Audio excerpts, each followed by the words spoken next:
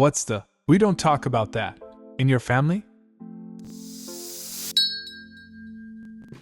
When I was 5, my dad one day took me with him to visit a guy about buying a wagon. While they were talking, I went into the backyard to play with the guy's grandson. My dad forgot I was with him and just left.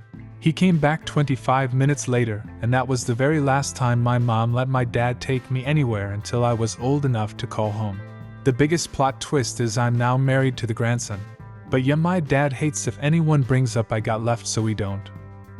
Haha, so it was your first date with your future husband? Unexpectedly wholesome. Yeah, I guess it was LOL. Funniest thing was when we were 12, my best friend introduced us on the first day of 7th grade. Because we never saw each other again, he came to my house not long after, and my dad was like, "Hey, you're the little boy she played with when I forgot her." My family didn't talk about anything beyond the weather, prices at the grocery store, and light gossiping about other family members. I was 12 when my dad died. No one said his name again, and there were no stories about him. As an adult, I reflect on how pathological the avoidance was. My mom died when I had just turned 13, and it's the same. Like if we don't talk about her, then nothing ever happened, and no one feels the pain. So fucked up. I feel like it's such a dishonor to pretend she never existed. She gave all of herself to our family. She barely existed as an individual, and now we do this to her. My biological maternal grandfather smothered my newborn uncle in retaliation for my grandmother sticking up for herself during his abusive tirades. He'd been abusive in every sense of the word towards my grandmother and their children, and for the most part my grandmother just took it out of fear. One day she got a bold streak and argued back at him. He stopped arguing, and my grandmother thought maybe he just decided to leave it alone. Later that day he smothered their newborn son in his cradle, and told her if she ever talked back to him again, she'd be next. He led the authorities to believe it was crib death, and so it was ruled to be such. Thankfully my grandmother escaped him some time later. I didn't hear this story until I was an adult. I never met my maternal grandfather, and I'm quite content with that. If I cared enough to know where he was buried, I'd go piss on it. We all pretend we don't know my uncle is gay. No one has a problem with it at all aside from my uncle himself, who has a lot of shame about his sexuality due to some childhood trauma. So we all pretend we think he's just such a hermit that love isn't for him, and all he needs is his cabin and his fishing pole. He knows we know he knows we know, but for now this is how he feels most comfortable. My great aunt. She and my grandma, her sister, hate each other so much that I didn't even know she existed until I was 30, and I was accidentally shown a picture with her in it. I still don't know why they stopped talking, and grandma is obviously not willing to talk about it at all. The funny thing is, I know my great aunt's children. They're really close to my grandma and come to every holiday dinner. I always knew they were related to me, I just never knew how. When I was a teen in the 60s, no one in my family was allowed to talk about Aunt Rita because she preferred the company of other women. I thought that she was a strong, vibrant, happy woman who never had a bad thing to say about anyone and didn't care what anyone had to say about her. She was friggin' awesome. This reminds me of my grandpa's sister. I never met her, but everyone said she was funny, strong, artistic, and really good friends with her roommate. No one ever openly admitted that she was a lesbian until years after she died. My late uncle had schizophrenia or something schizophrenia adjacent. Things weren't bad enough to force him into treatment, but mental illness was completely undeniable. I once asked family if he'd been taken to a doctor to see if there was something diagnosable he could have been helped with, and you'd think I'd kicked a baby. That uncle is a little weird, and that's the end of that conversation. My grandmother sadly had to enter a TB sanitarium when she still had a handful of children at home. A couple of older sibs moved back home to help raise them. Eventually my grandfather started seeing another, married, woman in their small rural community. My mother always said that once her mom learned of the affair, she just gave up and died at the sanitarium. This was about 3 years before the advent of antibiotics that might have cured her. So now grandfather was widowed. His youngest 2 kids moved to town to finish out high school by themselves, and the other woman had a baby that was putatively her, still, husband's child. I don't remember if her husband died or they divorced, but by the time I came along, my grandfather was married to the other woman, and had been for decades. He was the patriarch of our very large family, the only grandparent I ever knew, though surely he couldn't have picked me out of a lineup, along with his dozens of other grandchildren. Anyway, this side of the family was fun, gregarious, beer drinking, Catholic church attending, poker players. Once during a pretty lubricated family get-together, the affair baby, now a grown woman, said something like, "I just don't know where I belong in this family," because supposedly she was no blood kin to any of us. My lovely drunk Uncle Nick said, "Well hell, you're our sister." I was about 12. I swear the windows rattled from the seismic release of emotions over what was finally acknowledged. My dad's old hairstyle in the 80s. We have an agreement to never bring up the perm again.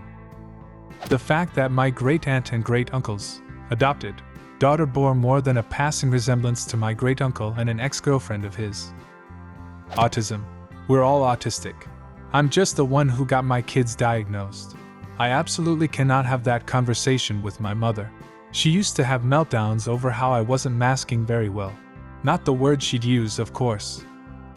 My dad is absolutely baffled we think our diagnosis came from his side. He became a cop because he likes rules. He realized he hates cops because they don't follow rules. He doesn't like movies because he figures out the ending in 20 minutes. He gets particularly concerned about anything left on the kitchen counters after the kitchen closes for the night. My real dad overdosed. Later my stepdad adopted me and they had my little sister. My sister has no idea we don't share a dad, and I was never able to discuss the grief of finding my dead dad. The fact that my father is likely responsible for the disappearance of his first wife. My uncle decided to die so that to escape the hatred of the family. He was gay and their Christian values said to treat him like absolute garbage because of it. After he passed, my grandmother tried to destroy all of his things. They were apparently possessed by demons. I was allowed to know him, though. He was still blood, after all. I loved him so much. Now the only memories of him that I have are playing Legos and solitaire in the computer room. I have a few of his things that no one will ever get their hands on. I'll just be over here, hanging with my demonic spoon rest. When my grandmother was on life support, it came out that she and my grandfather had divorced for a period of time and were set to marry other people, but dumped them at the altar and married each other again. And this happened when my dad and uncle were like late teens, early 20s, so they knew about it and were still like, when this big secret came out. I'm nosy. I need the gossip. Dead family members in general. But specifically, I had an older brother that died when he was a couple days old. That was 3 years before I was born and 6 before my sister. My parents took me and my sister to a cemetery one day. I think we were 13 and 11 by then. We walked up to a small headstone, and they explained that we had a brother. That was it. That was the last time he was talked about by my parents, my sister, and I talked about it a few times. They didn't even tell us how he died. When my grandpa died, he was buried 2 plots down from my brother. Either my mom or dad said anything. When my mom died, she was buried next to him. I did see my dad standing over his headstone and crying. Actually, now I remember, about a year after my mom died, I had dinner with my dad and finally asked him. Turns out my brother died of a heart issue and my dad didn't really even know if it was a fluke or if it was congenital. Would have been nice to know. I have an older sister I have never met. My dad got a girl pregnant in high school and refused to marry her. She gave the baby up for adoption. It was a closed adoption in the 60s, so I would not even know where to look for her. I found out one night years ago when my dad had too much to drink and told me. Both of my parents are now deceased. They would never talk to me about it after that one time. My blood type doesn't make sense. My mother is AB+, father is an O-. I donated blood in college and found out I'm A+. I brought it up in a casual, "This is interesting. I must be a medical anomaly" way, and was immediately and brusquely shut down. I DNA matched to my paternal cousin on Ancestry, but no one else in the family would do a DNA test. There's more questions than answers. Considering I no longer talk to my bio parents, or a majority of my family due to other things we don't talk about, like addiction, mental health and abuse, I doubt I'll ever get an answer. What I think is an unhealthy practice in my family is having no topics off limits. None. We lack verbal boundaries or the ability to shut up. Oh, in my family, it's definitely the mysterious potluck fight of 2016. Like, no one will tell me exactly what happened, but apparently it involved my aunt's potato salad, my grandma's deviled eggs, and my uncle making a harmless joke that escalated into full-on chaos. All I know is that someone stormed out, my mom ended up crying, and to this day, the phrase potato salad is basically a trigger word at family gatherings.